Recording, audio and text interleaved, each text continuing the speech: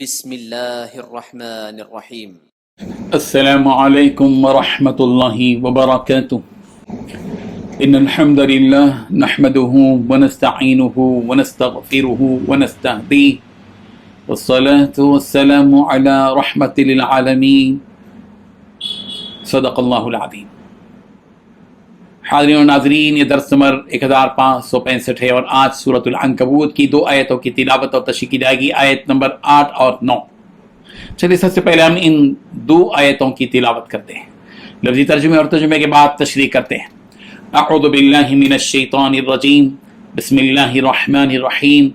ووصینا الانسان بوالدیہ حسنا وإن جاهداك لتشرك بي ما ليس لك به علم فلا تطعهما إلي مرجعكم فأنبئكم بما كنتم تعملون والذين آمنوا وعملوا الصالحات لندخلنهم في الصالحين صدق اللہ العظیم۔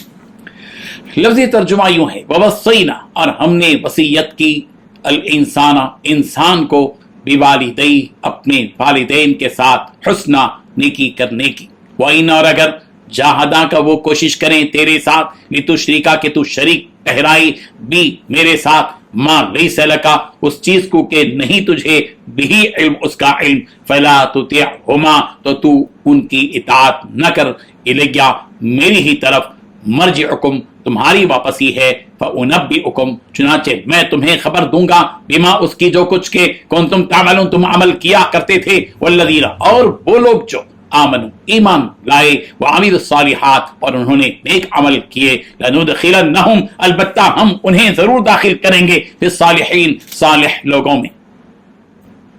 ترجمہ یوں ہے، اور ہم نے انسان کو اپنے ماں باپ کے ساتھ نیک سلوک کرنے کا حکم دیا ہے۔ اے مخاطب، اگر تیرے ماں باپ تیرے در پہ ہوں کہ تو میرے ساتھ کسی کو شریک بنائے جس کی حقیقت سے تجھے واقفیت نہیں، تو ان کا کہنا نہ ماننا، تم سب کو میری طرف لوٹ کر آنا ہے، پھر جو کچھ تم کرتے تھے میں تمہیں جتاؤں گا، اور جو لوگ ایمان لائے اور نیک عمل کرتے رہے ان کو ہم نیک لوگوں میں داخل کریں گے۔ ان 2 آیتوں میں 5 باتیں بتلائی گئی ہیں۔ پہلی بات، ہم نے انسان کو اس کے والدین کے ساتھ اچھا سلوک کرنے کی وصیت کی۔ دوسری بات، اگر والدین تجھ پر زور ڈال دے کہ میرے ساتھ شریک کرے جس کا تجھے علم نہیں ہے، تو ان کی اس معاملے میں اطاعت نہ کر۔ تیسری بات، تمہیں میری ہی پاس لوٹ کر آنا ہے۔ چوتھی بات، میں تمہیں تمہارے اعمال بتلا دوں گا۔ پانچویں بات، جو لوگ نیک اعمال کرتے ہیں تو ہم انہیں نیک لوگوں میں داخل کریں گے۔ بزرگان محترم، پچھلی آیت میں مومنوں اور اعمال صالحہ کرنے والوں کا ذکر خیر تھا۔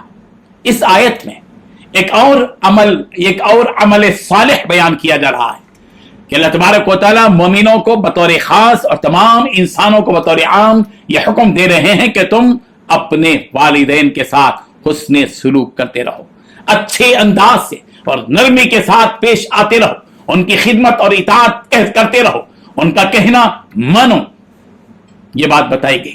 قرآن مجید کو اگر آپ ٹٹولیں گے اور مطالعہ کریں گے تو آپ کو اس بات کا احساس ضرور ہوگا کہ قرآن مجید میں بار بار اپنے ماں باپ کے ساتھ حسن سلوک کا حکم دیا گیا ہے۔ سورہ نساء کی آیت نمبر 36 میں کہا گیا، وَاعْبُدُوا اللَّهَ وَلَا تُشْرِكُوا بِهِ شَيْئًا وَبِالْوَالِدَيْنِ إِحْسَانًا، کہ دیکھو اللہ کی عبادت کرو، اللہ کے ساتھ کسی کو شریک مت کرو، اور دیکھنا اپنے ماں باپ کے ساتھ حسن سلوک کرنا، اچھا سلوک کرنا۔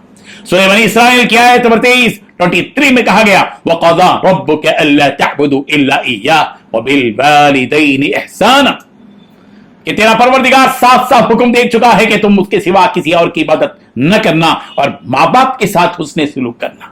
اللہ، اس میں تفصیل ہے، اما یبلغن عندک الکبر احدهما او کلاهما فلا تقل لهما اف ولا تنهرهما وقل لهما قولا کریما واخفض لهما جناح الذل۔ اللہ، کہ تمہارے ماں باپ میں سے دونوں یا ایک बुढ़ापे को पहुंच जाएं तो उनको उफ भी ना कहना, उनको झिड़की ना देना, बल्कि उनके साथ अच्छी गुफ्तगू करना, उनके लिए अपने बाजुओं को नरम कर देना, उनके लिए दुआ करना अपने परवरदिगार से कि मेरे परवरदिगार, जिन माँ बाप ने मेरे बचपन में मेरी परवरिश की और मुझे सहारा दिया, ए मेरे परवरदिगार, उन्होंने मेरे बचपन में मुझ पर रहम किया। परवरदिगार, आज मेरी निगाहों के सामने मेरे माँ बाप बूढ़े हैं, कमजोरी में है, मजबूरी में है, आप उनके ऊपर रहम फरमा दीजिए, दुआ करो। वक़्फ़िज़ लहुमा जनाह अद्दुल्लि मिनर रहमा वक़ुल रब्बिरहमहुमा कमा रब्बयानी सग़ीरा।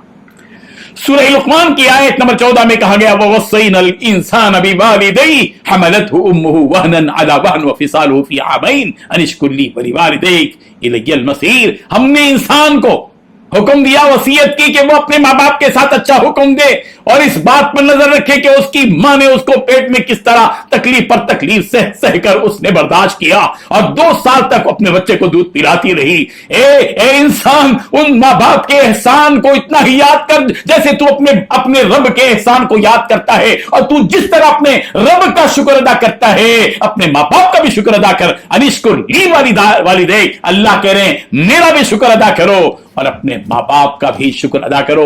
याद रखो, मेरी ही तरफ लौट कर आना है। जब लौट कर आओगे और माँ बाप का नाफरमान बनकर आओगे, तुम्हें इस पर याद रखना चाहिए कि कहीं तुमको सजा भी देने पर तुम्हारा परवरदिगार इस बात पर कादिर है। अल्लाह अकबर। और फिर अल्लाह तबारक व तआला हुक्म दे रहे हैं, हाँ माँ बाप हैं, उनका एहसान माना जाए, उनकी इताअत की जाए, उनकी खिदमत की जाए, उनके साथ नरमी की जाए, उनके साथ हुस्न सुलूक किया जाए, लेकिन उनकी एक हद है। अगर माँ बाप अल्लाह के हुक्म के मामले में आ रहे हैं और कहें कि बेटा तू शिर्क कर, किसी और के सामने सजदा कर, नहीं माना जाएगा। वो इन जहदका अला तुश्रिक बी मा लैसा लका बिही इल्म फला तुतिअहुमा। अगर तेरे माँ बाप तुझे इस बात का हुक्म दे कि मेरे साथ शरीक करें, शिर्क के काम करने का हुक्म दे, अब तुझे अपने माँ बाप की इताअत इस मामले में करने की जरूरत नहीं है। अल्लाह अकबर। यह है हुक्म। तिरमिजी की रिवायत है, मुफस्सिरीन ने यहां पर कई बातें बताई हैं। एक बात यह कि हज़रत साद इब्ने वक़ास रज़ी अल्लाह के बारे में आयत नाजिल हुई, जैसा कि तिरमिजी की रिवायत है कि उन्होंने कहा कि मेरे बारे में 4 आयतें नाजिल हुई। वो एक किस्सा बयान करते हैं हज़रत साद इब्ने वक़ास के। उनकी मां ने कहा जो मुशरिका थी कि क्या अल्लाह ने एहसान का हुक्म नहीं दिया? अल्लाह की कसम, मैं ना कुछ खाऊंगी और ना कुछ पीऊंगी यहां तक कि मैं मर जाऊंगी, या तुम अपने दीन से फिर जाओ। हज़रत साद से उनकी मुशरिका मां ने कहा था कि अल्लाह ने एहसान का हुक्म दिया है तो तुम मेरे साथ एहसान करो, मैं खाना नहीं खाऊंगी जब तक कि तुम अपने दीन से वापस, जो इस्लाम कबूल किया उससे वापस लौटकर पुराने दीन पर नहीं आओगे। हज़रत साद रज़ी अल्लाह कहते हैं कि जब लोग उसे खिलाने का इरादा करते तो लकड़ी डालकर उनका मुंह खोलते, यहां तक नौबत पहुंच गई, मगर साद इब्ने वक़ास ने साफ तौर पर कह दिया कि मैं इताअत नहीं करूंगा, तुम्हारी इस मामले में बात नहीं मानूंगा। कुर्तुबी ने एक और रिवायत है साद रज़ी अल्लाह से बयान की है। वो कहते हैं कि मैं अपनी माँ का बहुत फरमाबरदार था, फिर मैंने इस्लाम कबूल कर लिया तो मेरी माँ ने कहा कि तू अपना दीन छोड़ दे, या फिर मैं अपना खाना पीना छोड़ देती हूँ यहां तक कि मैं मर जाऊं। फिर वो मुझे अपनी माँ के कातिल कहकर आग दिलाने लगेंगे। इसी हालत में 1-2 दिन गुजर गए। मैंने अपनी माँ से कहा, ए माँ, अगर तेरे पास ऐसी 100 जाने हों और सब एक एक करके निकलने लगे तब भी मैं अपने दीन को नहीं छोड़ूंगा। अगर आप चाहें तो खाएं वरना ना खाएं। जब उन्होंने ये मामला देखा तो खाना शुरू कर दिया। उस वक्त में यह ताज़ील वो इन जाहदक लितुश्रिक बी मा लैसा लका बिही इल्म फला तुतिअहुमा। अगर माँ बाप शिर्क का हुक्म दें अब उनकी बात मानी नहीं जाएगी, इसलिए कि वो अल्लाह का मामला है। इस हुक्म को सामने रखते हुए हम अपने बारे में भी गौर करें कि क्या हम अपने वालिदैन के फरमाबरदार हैं। जबकि देखने में आता है कि हम अपने वालिदैन की ख्वाहिश के लिए ऐसे काम करते हैं जिसकी शरीयत ने हमें इजाजत नहीं दी। जैसा कि लड़का सीधी सादी सुन्नत के मुताबिक शादी शादी करना चाहता है, मगर घर वालों के खातिर सुन्नत को बाला इताक रखकर तमाम गैर इस्लामी रसूम अंजाम देता है। ऐ नौजवानों, कहां है, कहां गई तुम्हारी गैरत कि तुम अपने माँ बाप के खातिर अल्लाह के हुक्म को और नबी की सुन्नतों को छोड़ रहे हो। जब कहा जाता है कि क्यों तुम इस तरह खिलाफ वर्जी शरीयत की कर रहे हो, इसराफ कर रहे हो, ये रसूमात गैर इस्लामी रसूमात कर रहे हो, तो कहने लगते हैं कि माँ बाप नहीं मान रहे, उनकी खुशी के खातिर करना पड़ा। अरे माँ बाप की खुशी अहम नहीं, सबसे पहले अपने रब की मर्जी है, इसीलिए सबसे पहले दीन के शरीयत के अहकाम के मामले में माँ बाप की बात नहीं मानी जाएगी। माँ बाप का अदब, एहतराम, उनके साथ हुस्न सलूक बराबर किया जाए। اس میں بال برابر بھی کمی کی پیشی نہ کی جائے. اللہ تبارک و تعالی ہم سب کو ان آیات کو حقیقی معنی میں سمجھنے کی اور اپنے ماں باپ کے ساتھ اسے سلوک کرنے کی توفیق عطا فرمائے. آمین. وآخر دعوانا ان الحمد للہ رب العالمین.